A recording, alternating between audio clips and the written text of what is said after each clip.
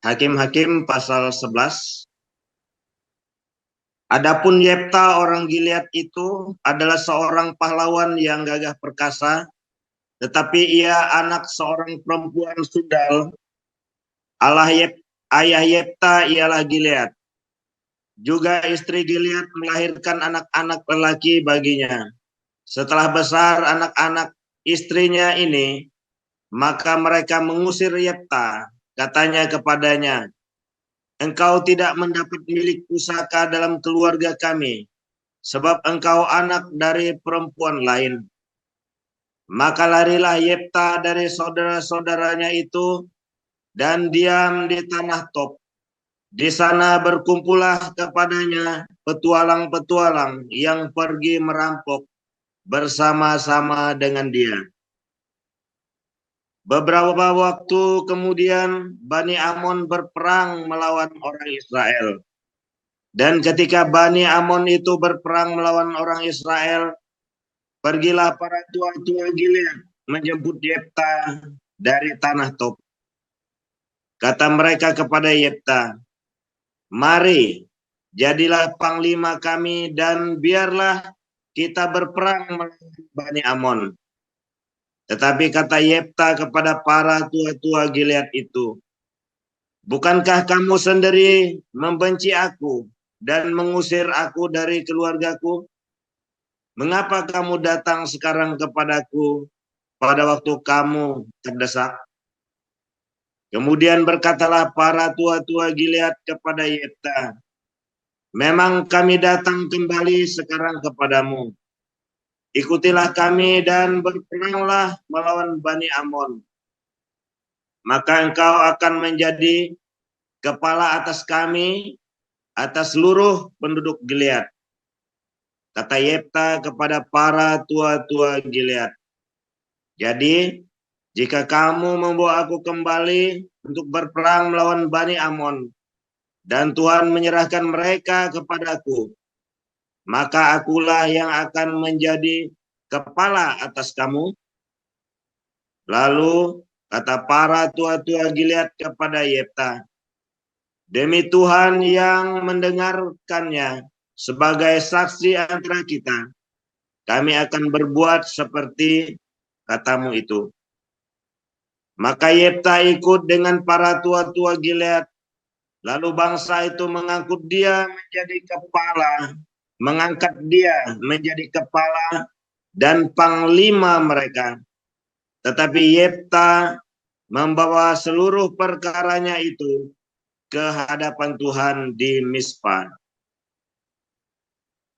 Kemudian Yefta mengirim utusan kepada Raja Bani Amon dengan pesan, "Apakah urusanmu dengan aku sehingga engkau mendatangi aku untuk memerangi negeriku?"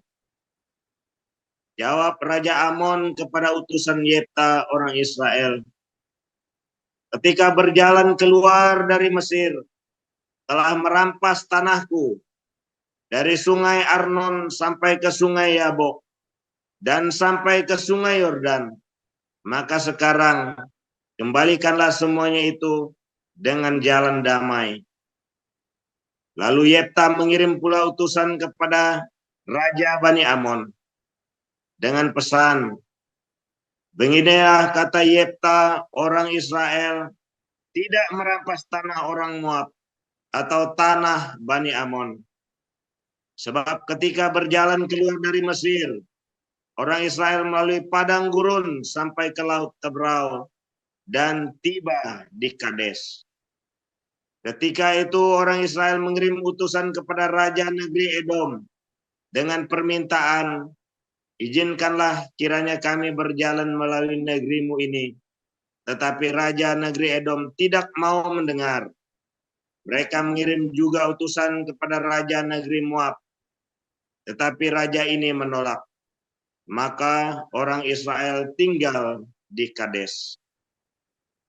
Kemudian mereka berjalan melalui padang gurun menempuh jalan keliling tanah Edom dan tanah Moab, lalu sampai ke sebelah timur tanah Moab. Maka berkemahlah mereka di seberang sungai Arnon dengan tidak masuk daerah Moab. sebab sungai Arnon itulah batas daerah Moab.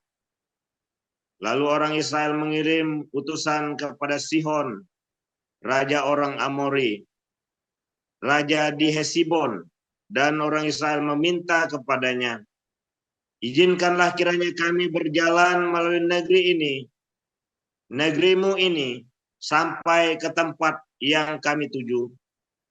Tetapi Sihon tidak percaya kepada orang Israel yang hendak berjalan melalui daerahnya itu. Maka dikumpulkannyalah seluruh rakyatnya. Ia berkemah di Yahas, lalu berperang melawan orang Israel. Tetapi Tuhan Allah Israel menyerahkan Sihon dengan seluruh rakyatnya ke dalam tangan orang Israel, dan mereka dikalahkan, sehingga orang Israel menduduki seluruh negeri kepunyaan orang Amori, penduduk negeri itu. Demikianlah dimiliki orang Israel seluruh daerah orang Amori itu, dari sungai Arnon sampai ke sungai Yabok, dan dari padang gurun sampai ke sungai Yordan. Maka sekarang Tuhan Allah Israel telah merebut milik orang Amori bagi Israel umatnya. Apakah engkau hendak memiliki pula tanah mereka itu? Bukankah engkau akan memiliki apa yang diberi oleh Kamos Allahmu? Demikianlah kami memiliki segala yang direbut baik kami oleh Tuhan Allah kami. Lagi pula, apakah engkau lebih baik dari Balak bin Zipor, Raja Moab? Pernahkah ia menuntut hak kepada orang Israel, atau pernahkah ia berperang melawan mereka? Ketika orang Israel diam di Hesibon, dengan segala anak kotanya di Arur, dengan segala anak kotanya, dan di segala kota sepanjang kedua tepi sungai Arnon, selama 300 tahun. Mengapa pada waktu itu engkau tidak melepaskan kota-kota itu?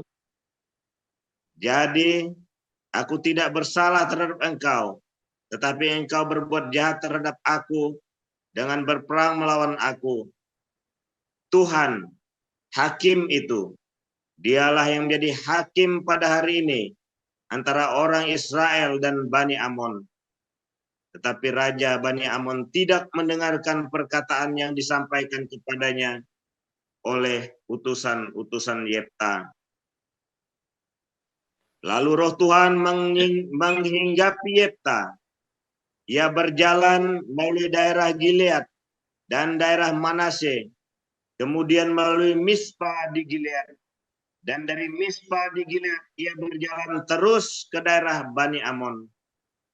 Lalu bernazarlah Yefta kepada Tuhan, katanya, jika engkau sungguh-sungguh menyerahkan Bani Amon itu ke dalam tanganku, maka apa yang keluar dari pintu rumahku untuk menemui aku pada waktu aku kembali dengan selamat dari Bani Amon, itu akan menjadi kepunyaan Tuhan, dan aku akan mempersembahkannya sebagai korban bakaran. Kemudian Yefta berjalan terus untuk berperang melawan Bani Amon, dan Tuhan menyerahkan mereka ke dalam tangannya. Ia menimbulkan kekalahan yang amat besar di antara mereka, mulai dari Arur sampai dekat Minit, 20 kota banyaknya, dan sampai ke Abel Keramim, sehingga Bani Amon itu ditundukkan di depan orang Israel. Ketika Yefta pulang ke Mispa, ke rumahnya, tampaklah anaknya perempuan keluar menyongsong dia dengan memukul rebana serta menari-nari. Dialah anaknya yang tunggal. Selain dari dia tidak ada anaknya laki-laki atau perempuan. Demi dilihatnya dia, dikoyakkannyalah bajunya sambil berkata, ah anakku, engkau membuat hatiku hancur, luluh, dan engkaulah yang mencelakakan aku. Aku telah membuka mulutku bernasar kepada Tuhan, dan tidak dapat aku mundur. Tetapi jawabnya kepadanya, Bapa, jika engkau telah membuka mulutmu bernazar kepada Tuhan, maka perbuatlah kepadaku sesuai dengan nazar yang kau ucapkan itu, karena Tuhan telah mengadakan bagimu pembalasan terhadap musuhmu, yakni Bani Amun itu. Lagi katanya kepada ayahnya, hanya izinkanlah aku melakukan hal ini. Berilah keleluasan kepadaku 2 bulan lamanya, supaya aku pergi mengembara ke pegunungan dan menangisi kegadisanku bersama-sama dengan teman-temanku. Jawab Yefta, pergilah. Dan ia membiarkan dia pergi 2 bulan lamanya. Maka pergilah gadis itu bersama-sama dengan teman-temannya, menangisi kegadisannya di pegunungan. Setelah lewat kedua bulan itu, kembalilah ia kepada ayahnya, dan ayahnya melakukan kepadanya apa yang telah dinazarkannya itu. Lalu gadis itu tidak pernah kenal laki-laki, dan telah menjadi adat di Israel, bahwa dari tahun ke tahun, anak-anak perempuan orang Israel selama 4 hari setahun meratapi anak perempuan Yefta orang Gilead itu. Iya, silakan lanjutkan Ibu Neliana. Baik, terima kasih Pak Apeng. Filipi 4 ayat 1 sampai 23, demikian firman Tuhan. Karena itu, saudara-saudara yang kukasihi dan yang kurindukan, sukacitaku dan mahkotaku, berdirilah juga dengan teguh dalam Tuhan. Hai, saudara-saudaraku yang kekasih. Euodia, kunasehati, dan Sintike, kunasehati, supaya sehati sepikir dalam Tuhan. Bahkan, kuminta kepadamu juga, Sunsugos, temanku yang setia. Tolonglah mereka. Karena mereka telah berjuang dengan aku dalam pekabaran Injil, bersama-sama dengan Clemens dan kawan-kawanku sekerja yang lain, yang nama-namanya tercantum dalam kitab kehidupan. Bersukacitalah senantiasa dalam Tuhan. Sekali lagi kukatakan, bersukacitalah. Hendaklah kebaikan hatimu diketahui semua orang. Tuhan sudah dekat. Janganlah hendaknya kamu khawatir tentang apapun juga. Tetapi nyatakanlah dalam segala hal keinginanmu kepada Allah dalam doa dan permohonan dengan ucapan syukur. Damai sejahtera Allah yang melampaui segala akal akan memelihara hati dan pikiranmu dalam Kristus Yesus.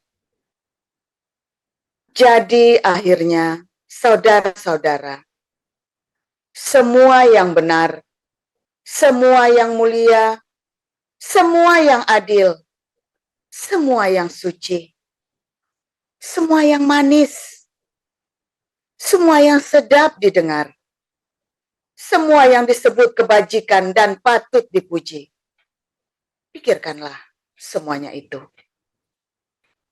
Dan apa yang telah kamu pelajari, dan apa yang telah kamu terima, dan apa yang telah kamu dengar, dan apa yang telah kamu lihat padaku, lakukanlah itu. Maka Allah sumber damai sejahtera akan menyertai kamu. Aku sangat bersukacita dalam Tuhan, bahwa akhirnya pikiranmu dan perasaanmu bertumbuh kembali untuk aku. Memang selalu ada perhatianmu, tetapi tidak ada kesempatan bagimu.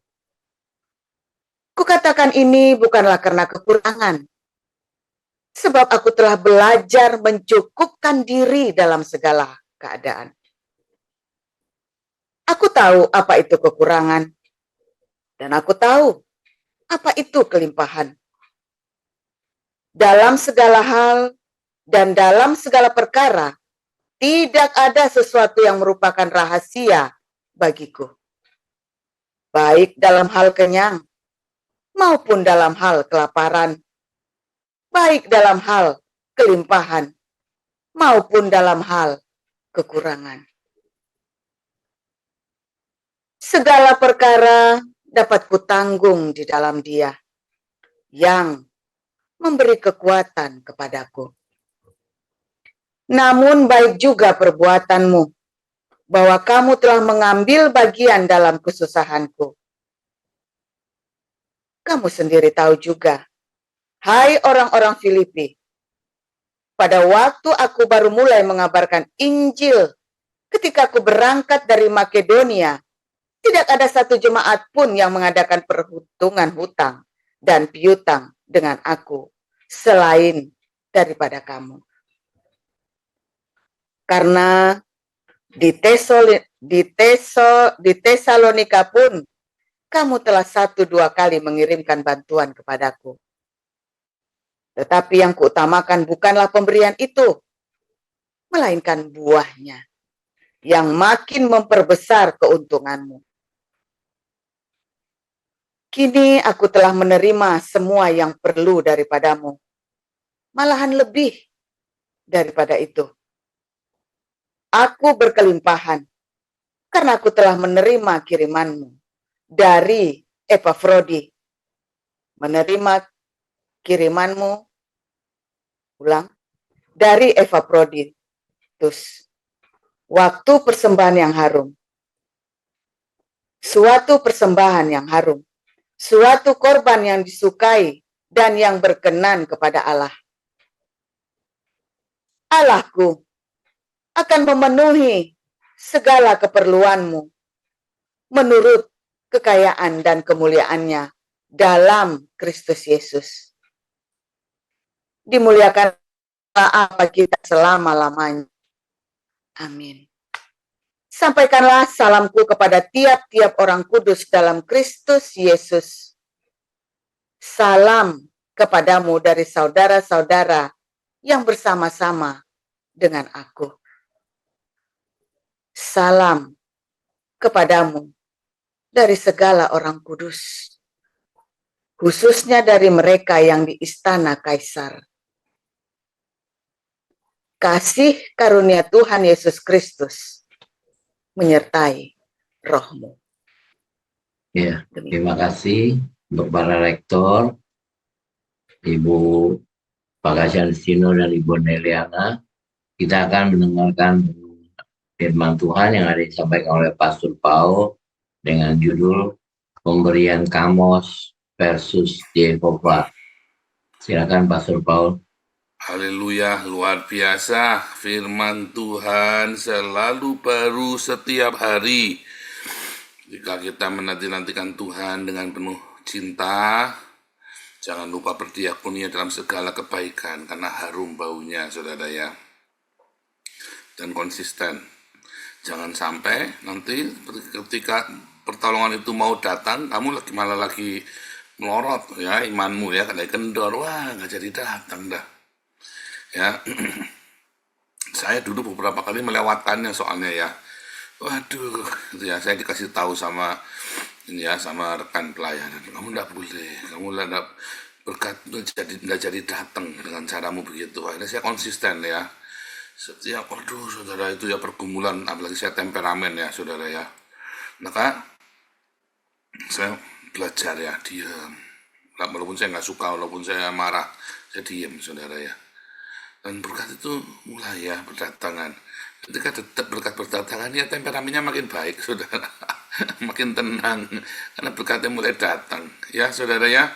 Benar nggak? Anda ngalamin begitu? Nah, saudara ada tadi ya, Gideon tadi, Gideon. Si Yefta tadi ngomong bagus ya. Bukankah Kamos akan memberikan tanahnya kepada umatnya dan Yehova akan memberikan tanahnya kepada umatnya?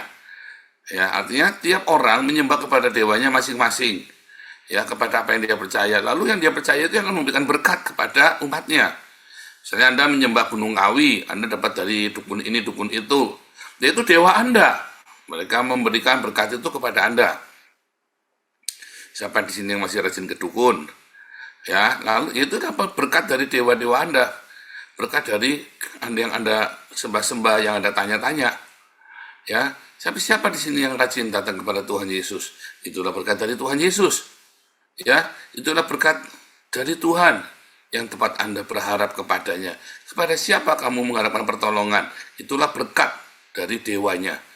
Ya, dewa-dewa kalian. Baik itu berkat, baik itu kutuk. Ya, itulah sebabnya saya berkata kepada Anda jangan datang ke astrologi, astronomi, primbon, tarot. Anda jangan bertanya, jangan datang kepada mereka. Karena nanti Anda tersandra. Ketika berkat itu datang, Anda bingung, saudara. Ini berkatnya dari dewanya, dari dukun ini, atau dari Tuhan. Ya, karena pemberian yang dari mereka akan dituntut tumbalnya. Pemberian dari Tuhan, Anda tumbalnya adalah Yesus Kristus.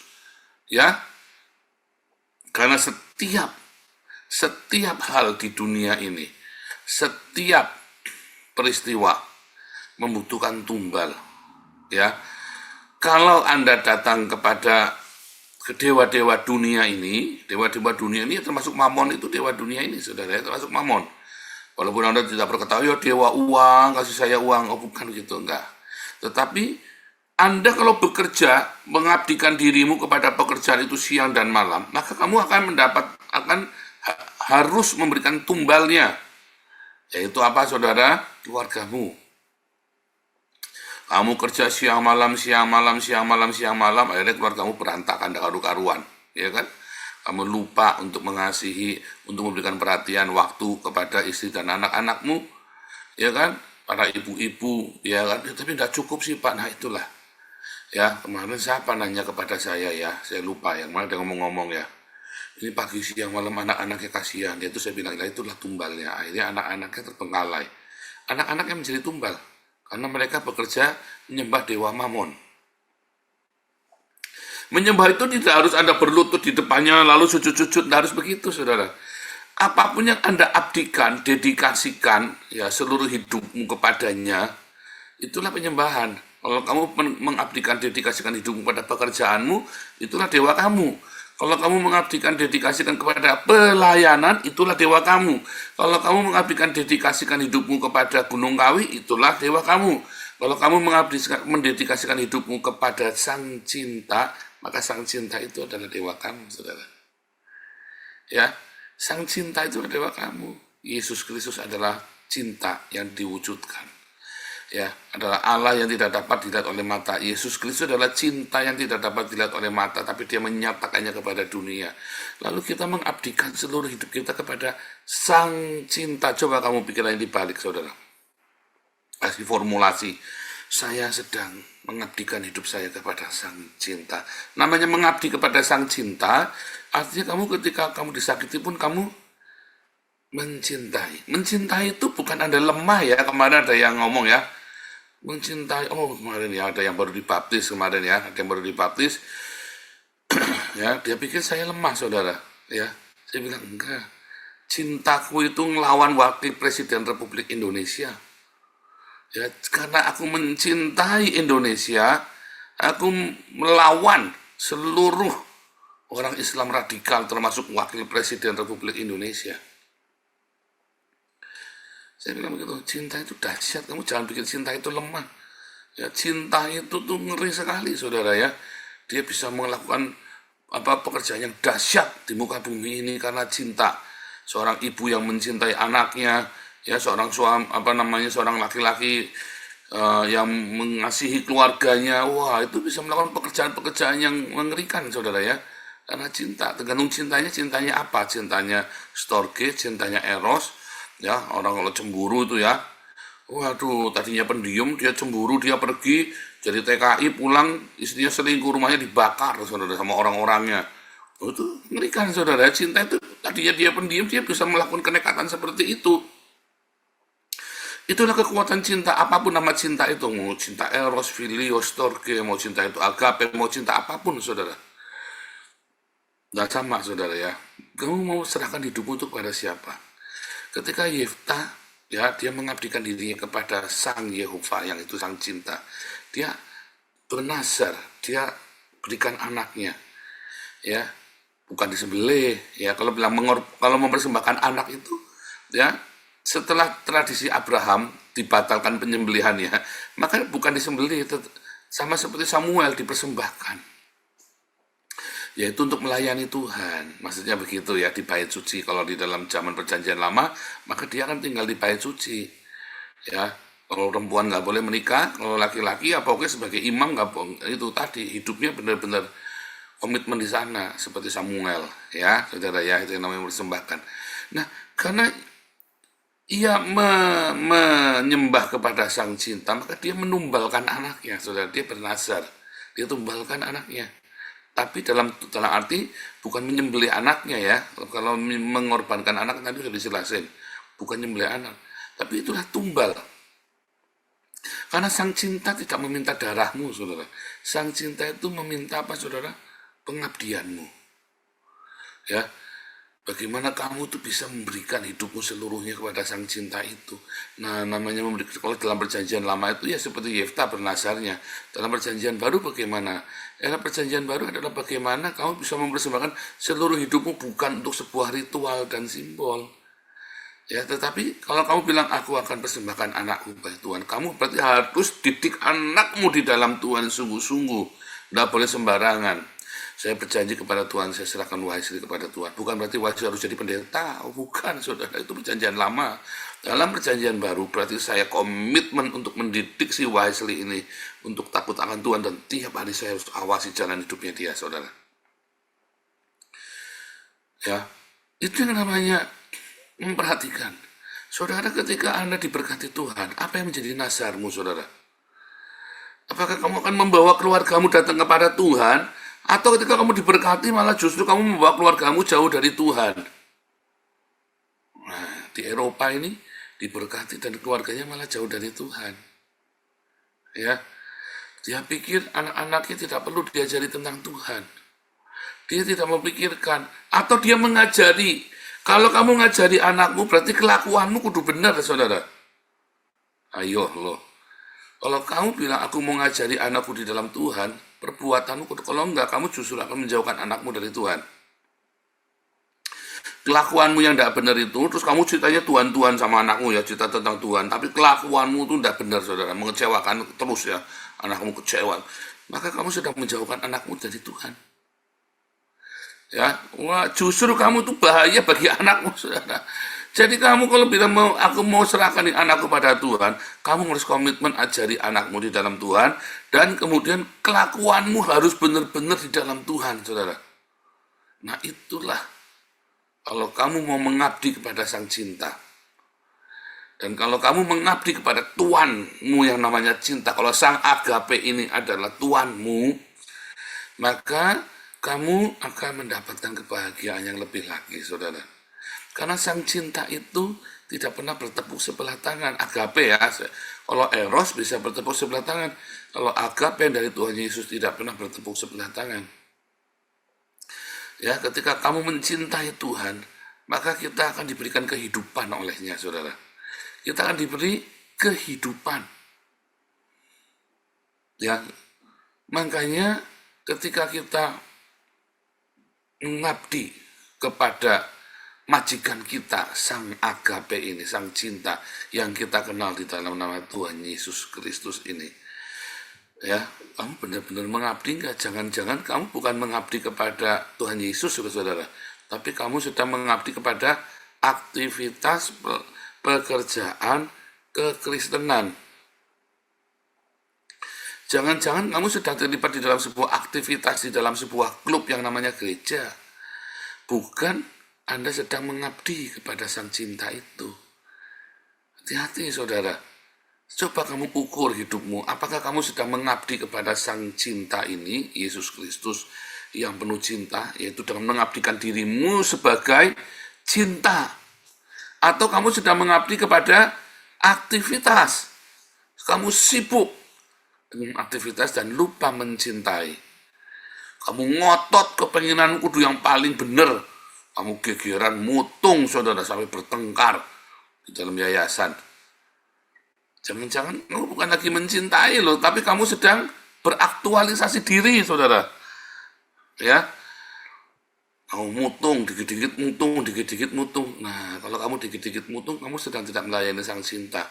Kamu sedang melayani dirimu atau kamu sedang melayani yayasan. Tapi kalau kamu penuh dengan cinta, maka hatimu melimpah dengan pengampunan. Hatimu melimpah dengan hikmat, ya. Hatimu melimpah dengan pengertian. Oh, dia bisa ngerti, saudara, kenapa orang itu responnya seperti itu. Dia tenang, karena ngerti. Oh, ini lagi tantrum nih. Kalau saya dibilangin muka pantat. Oh, ini orang lagi tantrum. Nggak usah marah-marah, biasa saya ketawa-ketawa saja. Ya kan? Karena apa? Karena penuh cinta. Nggak usah mutung-mutung terus kita dendam, saudara, ya. Nggak perlu. Ketika kita dikhianati, ya kita tenang, nggak usah dendam. Ya namanya orang marah, tapi sudah selesai. Tidak dendam. Orang marah boleh nggak boleh, marah-marah nggak boleh. Tapi orang marah boleh. Kalau marah-marah, kamu biarkan itu berhari-hari. Kalau orang marah, matahari terbenam, sudah selesai marahnya. Ya namanya jengkel, kesel, udah diharap-harap, ternyata dia mengkhianati, pasti kesel, nggak ada nggak kesel. Tapi sudah selesai, dan tetap, ya, aku mengasihimu. Tetap begitu, saudara. Kamu suami istri begitu nggak, saudara? Habis marah-marah, ya, udah diem-dieman 3 tahun sampai 10 tahun diem-dieman. Goblok, saudara. Ya, berhubungan seks habis marah-marah itu enak, saudara. Ya, jadi jangan mus-mutung habis marah-marah suami istri. Ya, yang salah duluan siapa dulu? Rayu-rayu dulu, saudara. Minta maaf dulu.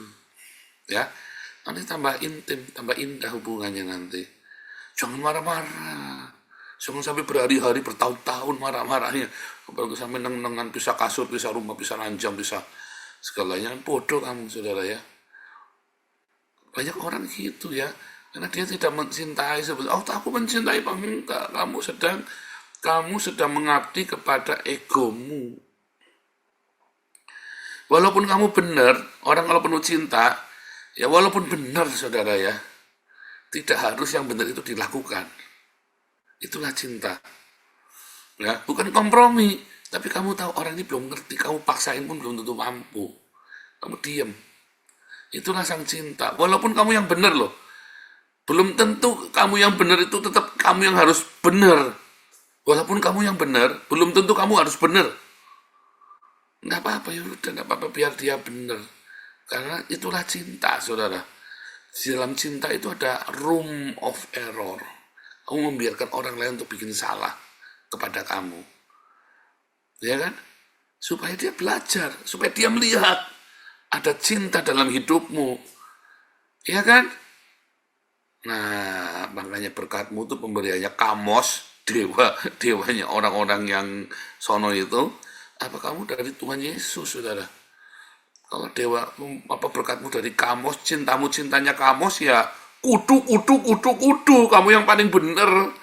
Kalau cintamu cintanya Yesus, sekalipun kamu yang benar, belum tentu yang punya kamu harus dilakukan. Kamu tenang saja. Loh, kok bisa begitu? Iya, supaya mereka melihat bahwa kamu punya cinta justru. Kadang-kadang di dalam kesalahan-kesalahan, di dalam hal-hal yang kegagalan-kegagalan, justru orang melihat, oh ternyata papaku mencintai aku, ternyata mamaku mencintai aku, oh ternyata kamu benar-benar mengasihi aku. Kok kemarin diem aja pas salah? Ya apa lagi gimana? Pas sakit hati dong? Enggak. Maka orang itu merasakan cintamu, saudara. Ya, dalam cinta, enggak mutungan. Cinta membiarkan orang lain untuk bikin salah, saudara, ya. Tanpa kita harus marah-marah. Tanpa kita harus mengungkitnya. Nggak apa-apa, biarkan saja. Biar dia melihat cintamu, saudara. Kalau dia tidak salah, kan dia tidak melihat cintamu. Dia diberi kesempatan untuk melihat bahwa kamu mengasihi dia walaupun dia bikin salah. Ya, kepada istrimu, kepada suamimu, anak-anakmu, keluargamu, sesamamu, tim, grup, yayasan, gereja, apapun namanya. Kalau gereja, kalau nggak pernah kasih kesempatan, kapan mau benernya? Kapan mau tahu kalau dia mencintai? Ya kan? Cinta itu kan harus dilakukan di dalam apa, saudara? Di dalam hal yang tidak baik. Kamu tetap ada cinta. Kalau semuanya baik-baik saja, ya semuanya bisa pakai topeng cinta semua. Begitu ada yang tidak baik, baru tahu tuh itu cinta apa enggak. Bener nggak? Tuhan Yesus memberkati.